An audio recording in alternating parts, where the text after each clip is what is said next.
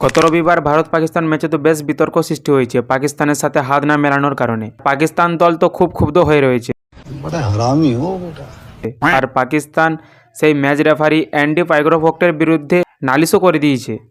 আচ্ছা, আর তার জন্যই পাকিস্তান কালকে ইউএর বিরুদ্ধে 1 ঘন্টা পর খেলতে নামে। ঠিক আছে समझिए। তবে ম্যাচের শেষে পাকিস্তানের ক্যাপ্টেন যেটা বলে সেটা শুনেই আমি তো ভয় পাচ্ছি। যে পাকিস্তান এটা বলছে যে আমরা এতদিন যে ক্রিকেটটা প্র্যাকটিস করেছি, যেটা খেলেছি, সেটা আমরা যে কোনো টিমকে হারিয়ে দিতে পারি। अच्छा हमको सिखा रिया है। আগের ম্যাচে যে পাকিস্তান যেভাবে হারলো তাতেও এদের কোনো রকম কোনো যায় আসে না। যে ভারতের কাছে এলে যে তারা হারবেই, এটা তারা মানতে পারছে না। পরের ম্যাচ আবার রয়েছে রবিবার দিন, ভারত আর পাকিস্তান রয়েছে। তো আমি সেই ম্যাচেরই কথাটা ভাবছি যে তাহলে সেখানে কি হবে। সেখানে কি আবার এরকম বিতর্ক সৃষ্টি হবে? আর সেখানে যদি পাকিস্তান হেরেও যায়, তখনও তারা হার মানবে না।